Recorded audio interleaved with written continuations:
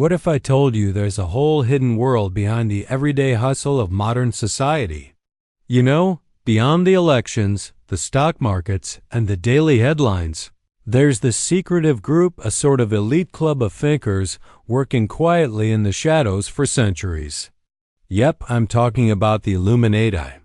This tale kicks off way back in the 18th century during the Enlightenment, a time buzzing with revolutionary ideas, radical changes, and a thirst for knowledge. It's a story filled with revolution, betrayal, and an idea so powerful that it had to go underground, only to resurface 2 centuries later as one of the biggest conspiracy theories of all time. To really grasp what the Illuminati turned into, we need to dive into what they originally were. They were keeping the masses in the dark to maintain their own power.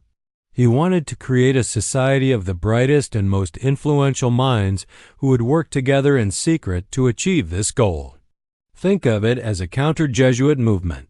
He aimed to turn their own tactics, secrecy, influence, and infiltration against them. He had this radical vision: a world free from those chains, a world led not by kings or priests but by reason and wisdom. He envisioned a novus ordo seclorum, a new world order. And trust me, the truth is way stranger than any fiction you've heard. This is where the real indoctrination began. The symbol for this class was the owl of Minerva, the goddess of wisdom. Only the leaders at the top had the full picture. It was a perfect system for preventing betrayal. This is where the true, radical goals of the order were finally revealed: the abolition of all monarchies, the abolition of private property, the abolition of all religion, and the creation of a single world government run by the enlightened. Weishaupt's recruitment strategy was brilliant. He didn't want huge numbers. He wanted quality. He was the key that unlocked the door to widespread influence. While Weishaupt was the paranoid genius, Knigge was the master networker. He streamlined the recruitment process, refined the rituals, and most importantly, created a bridge between the Illuminati and the Freemasons. The 2 men at the top, Weishaupt and Knigge, began to clash. He left the Illuminati in 1784, disgusted and disillusioned. This was a huge blow, but it was just the beginning of the end. First the Freemasons and then, specifically, the Illuminati. Authorities began raiding the homes of known members, and then they hit the jackpot. Weishaupt, the founder, wanted absolute control. Knigge, the architect of its success, felt he deserved more power. It was all there in black and white: a secret society plotting to overthrow the state and abolish religion. It was the 18th century equivalent of a massive data leak confirming everyone's worst fears. They were seen as a threat to the state and the church.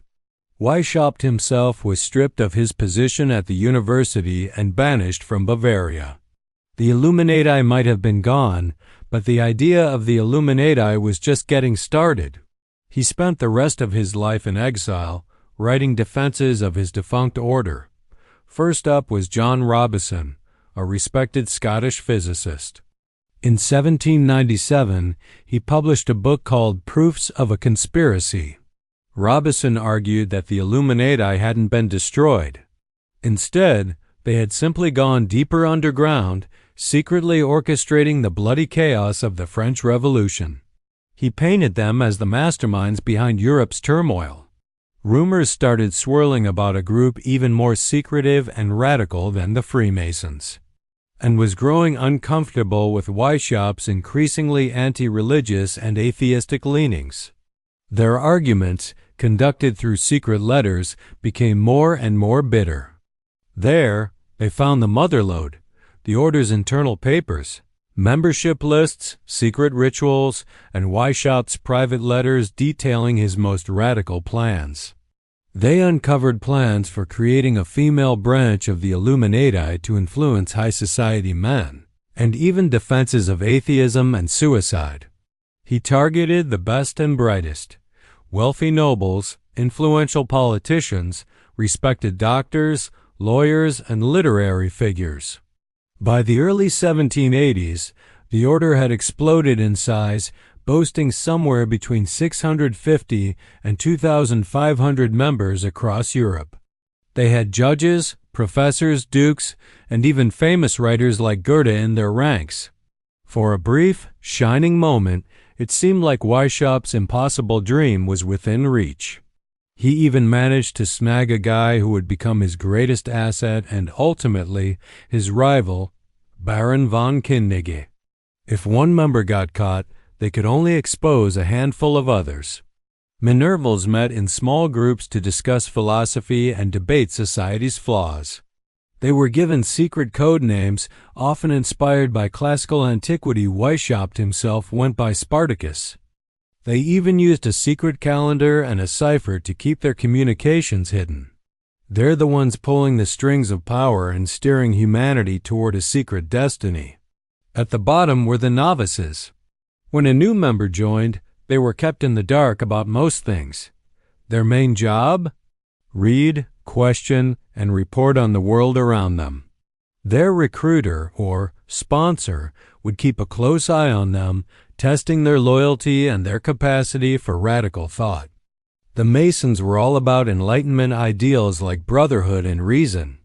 But Weishaupt found them too slow, too public, and not radical enough for his taste. And that's when they founded a new order. They initially called themselves the Perfectibilists, but that name didn't stick. The name they chose, one that would echo through history, was the Order of the Illuminati. He wasn't interested in just chatting about ideas.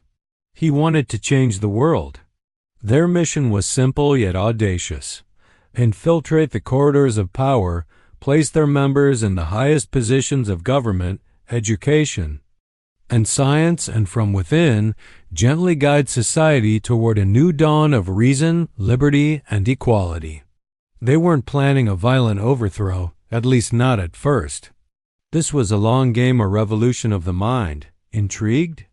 This guy was a professor of canon law at the University of Ingolstadt, and let me tell you, he was frustrated. He was brilliant, but he felt stifled. The university, much like all of Bavaria, was under the thumb of the Jesuits, a powerful and conservative faction of the Catholic Church. They were everywhere, controlling education, influencing politics, and, in Weishaupt's eyes, keeping humanity stuck in a state of perpetual childhood ruled by superstition. Can you imagine how maddening that must have been? You've probably heard their name tossed around in online chats, seen their symbols pop up in movies, or maybe even joked about them with friends. Now, don't roll your eyes just yet. This isn't just another meme or conspiracy theory. Let's rewind to 1776. While America was busy declaring its independence, something entirely different was brewing in Bavaria, a conservative and Catholic state in Germany. The world was caught up in the Enlightenment, a thrilling age of reason, science, and questioning authority. People were starting to believe they could improve humanity, not through blind faith but through knowledge. Pretty wild, right? In this electrifying atmosphere, we meet our protagonist, Adam Weishaupt. Weishaupt saw the monarchies and religious institutions of his time as fundamentally corrupt. So, what did he do?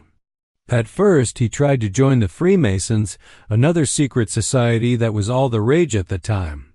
So, on May 1st, 1776, in a forest near Ingolstadt, Weishaupt and 4 of his most trusted students held a secret meeting. Now, Illuminati means the enlightened ones. So how did this secret society actually work? It was ingenious and a bit paranoid. Weishaupt designed the Illuminati like a pyramid scheme of secrets. If a novice proved worthy, they would move up to the next level, the Minerval class. The structure was set up so that members of one cell didn't know who belonged to another. Above the Minervals were the illuminated Minervals, and then things got really intense in the Mysteries classes. This was explosive, treasonous stuff, and that's why secrecy was so crucial. Knigge was a well-connected diplomat and a high-ranking Freemason. He convinced entire Masonic lodges to be absorbed into the Illuminati structure. But as the order grew, so did the cracks in its foundation.